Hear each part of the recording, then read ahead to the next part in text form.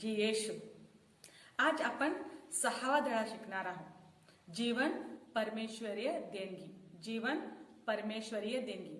आणि यामध्ये आपण 5वी आज्ञा शिकणार आहोत. कळले मुलांनो? तर आपली धर्म शिकण्याची सुरुवात करण्याआधी आपण एक छोटीशी प्रार्थना करूया. तर मग सर्वजण डोळे मिटा आणि हात जोडा.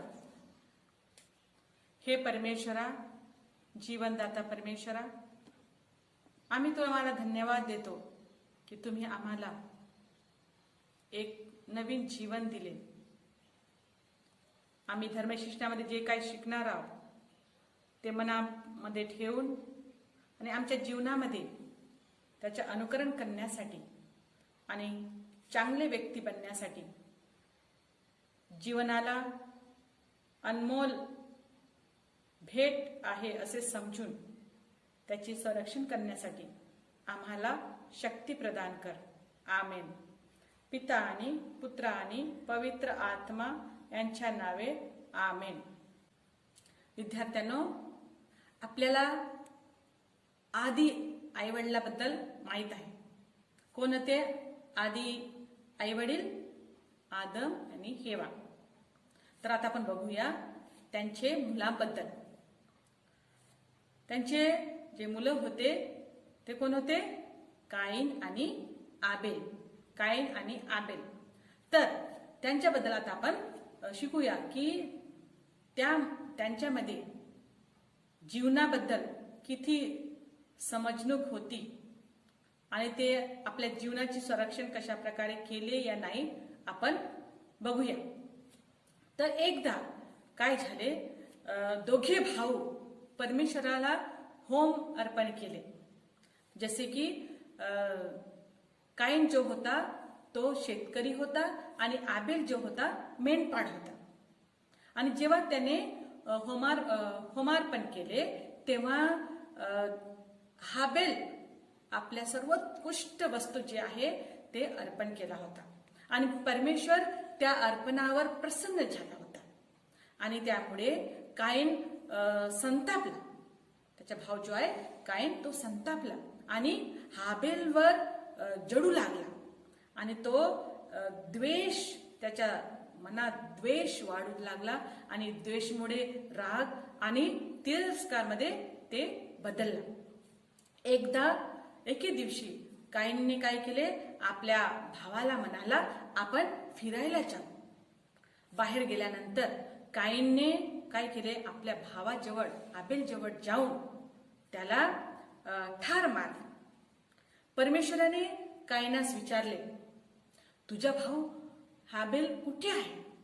आणि तो म्हणाला, मला ठाऊक नाही, मी काय माझ्या भावाचा राखणदार आहे? अशा प्रकारे तो म्हणतो. तर परमेश्वर म्हणतात की तू हे काय केलेस? तुझ्या भावाचे रक्त भूमीतून माझ्याकडे ओरडत आहे. त्याचे जे रक्त आहे भूमीतून माझ्याकडे ओरडत आहे. आणि आता तुझ्या हातून तुझ्या भावाचे पडलेले रक्त प्राशन करण्यास ज्या भूमीने तोंड उघडले त्याचा तुला श्राप आहे. तू जमिनीची मशागत करशील. तू जमिनीची मशागत करतील तेव्हा ती त्यापुढे तुला ते सत्व देणार नाही. तू पृथ्वीवर भटकणार. अशा प्रकारे आपण उत्पत्ती ग्रंथामध्ये अध्याय 4, 8 ते 12 मध्ये आपण बघतो. आणि जगाच्या प्रथम हत्येचे हे स्पष्टीकरण आहे. यावर परमेश्वराचे दिलेले जे शिक्षा देखील इथे प्रस्तुत आहे. कळले मुलांनो? आपल्याला माहित आहे की मानव जीवन हे अनमोल आहे आणि मानवीय जीवनाचे महत्व यावर आधारित आहे की परमेश्वराने आपली सावली, आपली प्रतिरूप मानवाची निर्मिती केली. ठीक आहे? परमेश्वराचे प्रतिरूपाने आपल्या सर्व मानवाची निर्मिती झालेली आहे. परमेश्वर जो आहे तो जीवनाचा मालक आहे. म्हणून मानव फक्त त्याच्या लाभार्थी आहे. आपण सर्व त्याचे लाभार्थी आहोत, परंतु परमेश्वर आपले जीवनचे मालिक आहे. कळले मुलांनो? म्हणून जीवनाचे संरक्षण करणे मानवाचे महत्वपूर्ण कर्तव्य आहे. परमेश्वरीय आज्ञेमध्ये 5वी आज्ञा ही आहे की हत्या करू नका. 5वी आज्ञा कोणती आहे? हत्या करू नका. ही आज्ञा आपणास शिकविते की मानवास कोणाचेही प्राण घेण्याचा अधिकार नाही. मानवास कोणाचाही प्राण घेण्याचा अधिकार नाही. तर आता आपण बघूया पहिला मुद्दा, नव्या करारातील 5वी आज्ञा. काय बघतो आपण? नव्या करारातील 5वी आज्ञा, ते आहे खून करू नका. काय आहे? खून करू नका. या आज्ञेबद्दल येशू पर्वतावर स्पष्ट व्याख्या देतात. खून करू नका, आणि जो कोणी खून करेल तो न्यायसभेच्या दंडास पात्र होईल, असे प्राचीन लोकांना सांगितले होते. हे तुम्ही ऐकले आहे. मी तर तुम्हाला सांगतो, जो कोणी आपल्या भावावर उगाच रागवील तो न्यायसभेच्या शिक्षेस पात्र आहे, अशा प्रकारे वचन आपल्याला सांगतो. जो कोणी आपल्या भावाला अरे वेड्या असे म्हणेल तो वरिष्ठ सभेचे शिक्षेस पात्र आहे आणि तो पात्र होईल. आणि जो कोणी त्याला अरे मूर्ख असे म्हणतो तो नरकाची शिक्षेचे पात्र होईल तो, असे आपण बघतो आहोत की मत्ती शुभवर्तमान अध्याय 5 21 ते 22 या पाठामध्ये आपण हे विवरण बघतो आहोत. कळले मुलांनो? येशूने शिकवले की फक्त खून करणे नव्हे तर भावावर रागवणे आणि त्याच्याशी वाईट व्यवहार करणे सुद्धा या आज्ञेचे उल्लंघन करणे आहे. दुसऱ्यांचे नुकसान करणे, या अशा प्रकारे आपण विचार सुद्धा केले ते सुद्धा पाप आहे, अशा प्रकारे येशू आपल्याला शिकवत आहे. अशा प्रकारे कार्य कितीही लहान का असेना असे करणे म्हणजे 5व्या आज्ञेविरुद्ध आहे. येशू जीवनाचा सन्मान आणि संरक्षण करण्याचे आव्हान सुद्धा करतो आहे. येशू आम्हाला हेच आव्हान करत आहे. परमेश्वर जीवन देतो. परमेश्वर जे वातावरण आणि सुविधा देतो त्यास योग्य उपयोग करीत जीवनात आत्मपरीक्षण करणे आणि त्यास वाढविणे हे आपले कर्तव्य आहे. कळले मुलांनो? या जगात अशा अनेक गोष्टी आहेत ज्या जीवनात नुकसान पोहोचवितात. 5वी आज्ञा आपणास सूचित करते की आपण त्यास ओळखून आणि त्यापासून आपला बचाव करून जीवनाचे महत्व कायम ठेवावे. कळले? जीवनाच्या विरोधात 2 प्रकारचे धोके विद्यमान आहेत. जीवनाच्या विरोधात 2 प्रकारचे धोके विद्यमान आहेत. ते आपण म्हणतो, प्रथम जे स्वजीवनाला नुकसान करतात. प्रथम काय? जे स्वतःच्या जीवनाला नुकसान पोहोचवितात. आणि दुसरे जे दुसऱ्यांवर या दुसऱ्यांच्या जीवनात नुकसान पोहोचवितात. एक आहे स्वतःच्या जीवनावर आणि दुसरं आहे दुसऱ्यांच्या जीवनात नुकसान करतात. हे दोन्हीही 5व्या आज्ञेच्या विरोधात गंभीर पाप आहे. कळले मुलांनो? तर आता आपण बघूया मानव जीवन विरुद्ध पापे कोणकोणते आहे. ठीक आहे, मानव जीवन विरुद्ध पापे. तर आता पहिला आपण बघूया खून. खून त्या हत्येस म्हटले जाते की जे स्वतः जाणबुजून क्रोधामुळे अथवा वाईट उद्देशाने केले जातात. दुसऱ्यांचे जीवन नष्ट करणे हे एक निष्ठुर दुष्कर्म आहे. कळले मुलांनो? तर हे आपल्याला लक्षात ठेवले पाहिजे. खून करणे हे खूप वाईट आहे, निष्ठुर कर्म आहे. कळले मुलांनो? जो जीवनाचा अधिकारी तसेच दाता आहे त्या परमेश्वराच्या अधिकाराचे उल्लंघन करणे म्हणजे खून करणे. जीवनदाता परमेश्वर आपलं जीवन देणेवाला आहे, पण आपण त्याचे उल्लंघन करतो म्हणजे खून करतो. आता आपण दुसरा मुद्दा बघूया, आत्महत्या. दुसरा मुद्दा आहे आत्महत्या. स्वतःच्या जीवनाचे जाणून बुजून नाश करणे आत्महत्या. याद्वारे जीवनावर परमेश्वराच्या परम अधिकाराचा विरोध केला जातो. कारण की आत्महत्या काय, परमेश्वराने जीवन दिले पण आपण त्याचा विरोध करून आपण स्वतःच्या जीवनाचे नुकसान करण्याचे प्रयत्न करतो, तर हे वाईट आहे.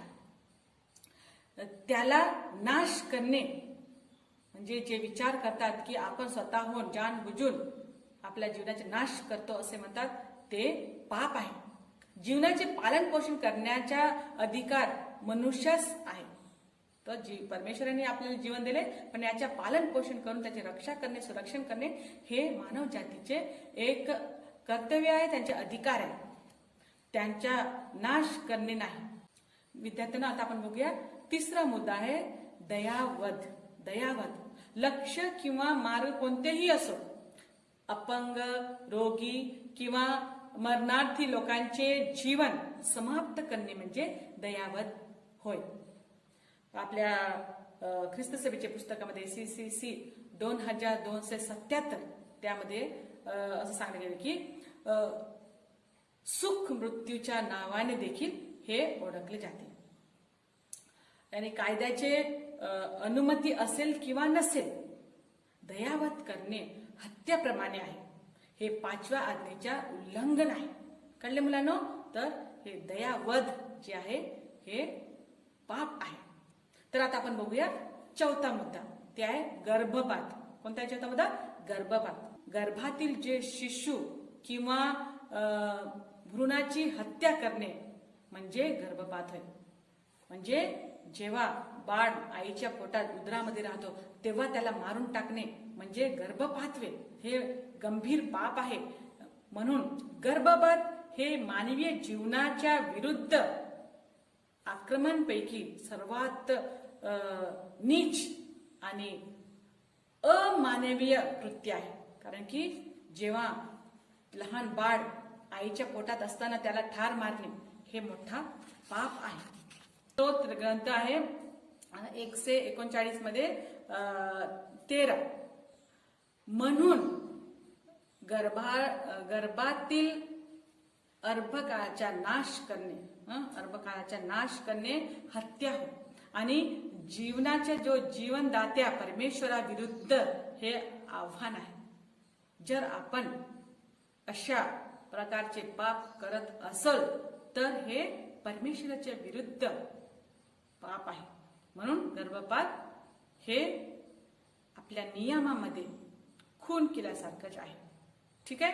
तर आता आपण बघूया पाचवा मुद्दा आहे आतंकवाद.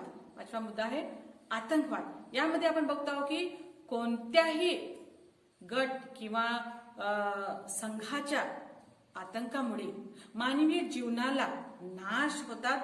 कोणत्याही विशेष सिद्धांत अथवा श्रद्धेच्या नावावर होणारा आतंकवाद किंवा क्रूरतेने जीवनाचा नाश करणे 5व्या आज्ञेचे उल्लंघन आहे. शांतीने जगण्याचे जो अधिकार नष्ट करतो हे सर्व, कोणत्याही प्रकारचे आक्रमण असो, हे सर्व वाईट आहे आणि हे करू नये. कळले? हे सर्व आतंकवादमध्ये येतं. तर आता आपण बघूया 6वा मुद्दा. यामध्ये अंमलीन पदार्थाचे उपयोग. अंमलीन पदार्थ जशा प्रकारे दारू, अंमलीन औषधे, दवाई, पान पराग इत्यादी जे आहे नशायुक्त पदार्थाचे सेवन करणे जीवनाला धोका आहे. हे काय आहे? जीवनाला अप्रत्यक्ष रूपाने हळूहळू नष्ट करतो. लोक काय करतात? हे सर्व व्यसन जे आहे, नशायुक्त पदार्थ जे सेवन करतात, खातात, त्यांना वाटते की काही होत नाही, परंतु हे आपल्या जीवनाचे अप्रत्यक्ष रूपाने हळूहळू नष्ट करणारे पदार्थ आहे. म्हणून हे असे करणे सुद्धा पाप आहे. नशायुक्त पदार्थाचे व्यसन जीवनाच्या प्रत्येक क्षेत्रामध्ये वाईट आहे. ते प्रभाव टाकतो आहे. त्यामुळे जीवनाचे पालन पोषणामध्ये बाधा येतो. नशेली पदार्थाचे सेवन करणे एक प्रकारे हळूहळू आत्महत्येसारखे आहे. कारण की हे जे आपण पदार्थ खातो त्याच्यामुळे आपल्या जीवनामध्ये हळूहळू हळूहळू नष्टता येते. आपल्या शरीरामध्ये एक एक आपल्या शरीराचे अवयव खराब होतात. म्हणून याला काय म्हटले झाले की हळूवार करणारा एक आत्महत्या आहे जे अंमलीन पदार्थाचे सेवन करणे. म्हणून अशा प्रकारचे पदार्थ आपण सेवन करू नये. आणि जे कोणी सेवन करतात त्यांना आपण सांगलं पाहिजे की हे चांगले वस्तू नाही आहे, हे नष्ट करणारे, आपल्या शरीराला नष्ट करणारे असे म्हणून आपण दुसऱ्यांना सुद्धा समजवले पाहिजे. कळले मुलांना? तर आपण इथे 6 मुद्दे बघितलो. विद्यार्थ्यांनो, आता आपण बघूया मानवी जीवनाचे संरक्षण. मानवी जशा प्रकारे आता नुकसान जे होते, जे पाप आपण बघितलं. आता आपण संरक्षण करणारे, मानवी जीवनाचे संरक्षण करणारे काही मुद्दे आहेत ते बघूया. तर 5व्या आज्ञेच्या लक्ष्य फक्त मानवी जीवनाचे संरक्षण करणेच नव्हे तर प्रत्येक प्रकारच्या जीवनाचे संरक्षण करणे सुद्धा ही आज्ञा आवाहन करते. तर आपल्याला हे शिकवत आहे की आपण स्वजीवनाच्या जे संरक्षणार्थ काही कर्तव्य सुद्धा आज्ञा पालनामुळे आपण करू शकतो. आता आपण बघणार आहोत पहिला मुद्दा की आरोग्याचे संरक्षण. आता पहिला मुद्दा आपण करणार आरोग्याचे संरक्षण. हे आपल्या शरीरामध्ये, आपल्या मनुष्यामध्ये शरीर आणि आत्मा असते, तर याचे संरक्षण करणे आपले कर्तव्य आहे. आरोग्य टिकून ठेवण्यास योग्य उपचार, भोजन, शुद्ध वातावरण इत्यादी सगळ्यासाठी उपलब्ध असायला पाहिजे. सर्वांसाठी हे सर्व काय उपलब्ध असायला पाहिजे. मनुष्याने आपले आणि दुसऱ्यांच्या आरोग्याचे संरक्षण करणे हे त्याचे कर्तव्य आहे. ते आपले कर्तव्य आहे. स्वतःसाठी पण, स्वतःचे पण रक्षण केले पाहिजे, दुसऱ्यांचे पण रक्षण केले पाहिजे. धान्य पिकांच्या उत्पादनात विषारी पदार्थाचा उपयोग करणे आणि खाद्य वस्तूमध्ये भेसाड करणे चुकीचे आहे. हे आपल्याला लक्षात ठेवलं पाहिजे की आपण जेव्हा आपण आपल्या बगीच्यामध्ये, बागेमध्ये काही भाजी वगैरे लावतो, या धान्य पदार्थ लावतो, तर आपण त्याच्यामध्ये विषारी वस्तू टाकू नये, कारण की हे एक चुकीची गोष्ट आहे. कळले मुलांना? आता आपण बघत आहोत दुसरा मुद्दा, शांततेचे संरक्षण. आता या काळामध्ये, कलियुगामध्ये आपण बघतो की युद्ध, भांडणतंटा वाढतच आहे. परंतु शांती संरक्षणासाठी ज्या अवस्था आहेत त्या अत्यंत महत्वपूर्ण आहेत. शांती टिकवून ठेवण्याचे प्रयत्न करणे म्हणजे जीवनाचा सन्मान करणे, शांततेने जगण्याचे जे वातावरण टिकवून ठेवणे व्यक्ती, समूह आणि राष्ट्राचे उत्तरदायित्व आहे. कसे आहे? शांती टिकून ठेवण्यासाठी फक्त माझ्या कर्तव्य नाही, तुमच्या कर्तव्य एवढंच नाही, परंतु सर्व व्यक्तीचे, सर्व समूहाचे, आपले राष्ट्राचे पण एक उत्तरदायित्व आहे की आपण शांतता बाळगून ठेवावे आपल्या वातावरणामध्ये, आपल्या देशामध्ये, विश्वामध्ये. कळले मुलांनो? तर आता बघूया तिसरा मुद्दा. आता आपण बघत आहोत तिसरा मुद्दा, निसर्गाचे संरक्षण. काय आहे? निसर्गाचे संरक्षण. मानव ज्या वातावरणामध्ये निवास करीत आहे त्याबद्दल त्याची जे विशेष जबाबदारी आहे. कारण की निसर्गाचे संरक्षण करणे मानवाचे एक जबाबदारी आहे. कारण की परमेश्वराने दिलेली नैसर्गिकता भावी पिढीसाठी सुद्धा आहे. कारण की परमेश्वराने हे चांगले सुंदर जग निर्माण केले, सृष्टी केली, याचे संरक्षण करणे मानवाची जबाबदारी आहे. कारण आणेवाली पिढी जी आहे, भावी पिढी आहे, त्यांच्यासाठी आपण रक्षण करून ठेवले पाहिजे. कळले मुलांनो? तर आपण नैसर्गिक जे अस्तित्व टिकवून ठेवले तरच भावी काळात जीवन टिकवून शकू. म्हणून निसर्गात योग्य प्रमाणात वापर करणे, जे निसर्गाचा आपल्याला योग्य प्रमाणे वापर केले पाहिजे आणि त्याचे संरक्षण करणे हे आपले कर्तव्य आहे. पर्यावरणाचे प्रदूषण आणि निसर्गाचे जे शोषण जीवनाविरुद्ध पाप आहे. तर हे आपल्याला लक्षात ठेवणं पाहिजे, जरुरी आहे. हे लक्षात ठेवणे जरुरी आहे.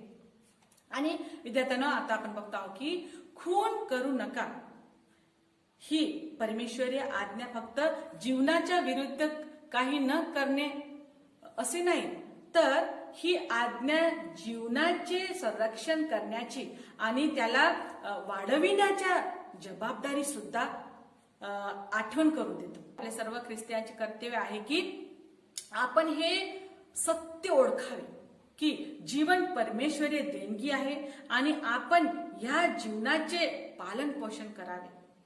जीवनाच्या पालन पोषणात आपण नेहमी सतर्क असावे. अशा प्रकारे आपण अनंत जीवन प्राप्त करावे. कळले मुलांनो? तर आपण बघितलं आहोत की संरक्षण करण्यासाठी आपल्याला कोणकोणत्या गोष्टीवर आपण लक्ष दिले पाहिजे आणि कोणकोणते पाप आहे ते आपल्याला हे सर्व माहीत असले पाहिजे. तर विद्यार्थ्यांनो, आपण आता आपला 6वा धडा इथं समाप्त करतो. 5वी आज्ञा, हत्या करू नये, खून करू नये. ठीक आहे, याच्याबद्दल आपण आपल्याला आपले ख्रिस्त सभा चांगल्या प्रकारे समजावून दिलेले आहे. विद्यार्थ्यांनो, आता आपण इथे आपला हा 6वा धडा समाप्त करतो. ख्रिस्त सभेने आपल्याला चांगल्या प्रकारे समजावून सांगितले की कोणकोणते मुद्दे आहेत जे पाप आहेत आणि आपल्या जीवनाचे संरक्षण कशा प्रकारे करावे असे मुद्दे पण आपल्याला दिले गेले आहेत. आणि आपण आपल्या जीवनाचे संरक्षण करण्यासाठी, दुसऱ्यांच्या जीवनाचे संरक्षण करण्यासाठी आपण प्रयत्न केले पाहिजे. आपण परमेश्वराकडे रोज हेच प्रार्थना केली पाहिजे की हे जीवदाता परमेश्वरा, जीवनाच्या मूल्यवान दानासाठी आपण नेहमी देवाला धन्यवाद दिले पाहिजे. कारण की हे आपले जे जीवन आहे परमेश्वराचे दान आहे. तर त्याचा आपण मान सन्मान करण्याचे, संरक्षण करण्यासाठी आपल्याला जे अनुग्रह पाहिजे, शक्ती पाहिजे, तर रोज आपल्याला परमेश्वराकडून प्रार्थना करून आपण ग्रहण केले पाहिजे आणि जीवनाचं रक्षण करण्यासाठी आपले जे कर्तव्य आहे ते पूर्ण करण्याचा आपण प्रयत्न करूया. तर मुलांनो, या धड्यामध्ये 5 प्रश्न दिले गेलेले आहेत. तर ते तुम्ही त्या प्रश्नाचे उत्तर आपल्या धड्यामधून शोधून काढा आणि लिहा. तर विद्यार्थ्यांनो, तुम्ही एक वचन जे आहे उत्पत्ती ग्रंथ अध्याय 4 1 ते 12, उत्पत्ती ग्रंथ अध्याय 4 1 ते 12 हे वचन तुम्ही वाचून काढा. ओके. आणि आपल्या मार्गदर्शनासाठी एक पवित्र वचन घेऊया. आपल्या मार्गदर्शनासाठी एक पवित्र वचन दे. उत्पत्ती ग्रंथ अध्याय 1 27 ते आपण आपल्या मार्गदर्शनासाठी एक पवित्र वचन घेऊया. ते म्हणजे देवाने आपल्या प्रतिरूपाच्या जो मानवी निर्माण केला आहे, देवाचे प्रतिरूप असा तो निर्माण केला. याने परमेश्वराने आपल्या निर्माण केला आहे, आपले प्रतिरूपाने निर्माण केले. म्हणून हे आपण एक आपल्या मार्गदर्शनासाठी हे वचन घेऊया. आणि आपण आता हेच एक निर्णय घेऊया की मी कोणत्याही प्रकारच्या अंमलीन पदार्थाचे सेवन करणार नाही. तुम्ही निर्णय घ्या की मी असे कोणते पान, पराग, खर्रा, गुटखा, तंबाखू, दारू अशा प्रकारचे जे व्यसन आहे, जे वाईट वस्तू आहे, जे शरीराला नष्ट करणारे, अशा व्यसनाला मी कधी सेवन करणार नाही. अशा प्रकारे तुम्ही निर्णय घ्या. एक गृहपाठ, तुम्ही एका रुग्णास भेट देऊन त्यांची सांत्वना करा. जे कोणी आजारी असेल दवाखान्यात वगैरे, तुम्ही जाऊन भेट घ्या आणि त्यांना तुम्ही सांत्वना द्या. म्हणजे त्यांचे जे जीवन आहे ते पण खूप महत्वपूर्ण आहे. ते त्यांच्या जीवनामध्ये जे त्यांच्या बिमारीमुळे ते सहन करीत आहे, दुःखात आहे, तर त्यांना आपण भेट घेऊन सांत्वना दिली पाहिजे. तर तुम्ही जाऊन एका रुग्णास भेट देऊन त्यांना सांत्वना देण्याचे प्रयत्न करा. कळले मुलांनो? तर मग आपण इथे आपला हा धडा समाप्त करूया. पिता आणि पुत्र आणि पवित्र आत्मा यांच्या नावे आमेन. सर्वांना जय येशू.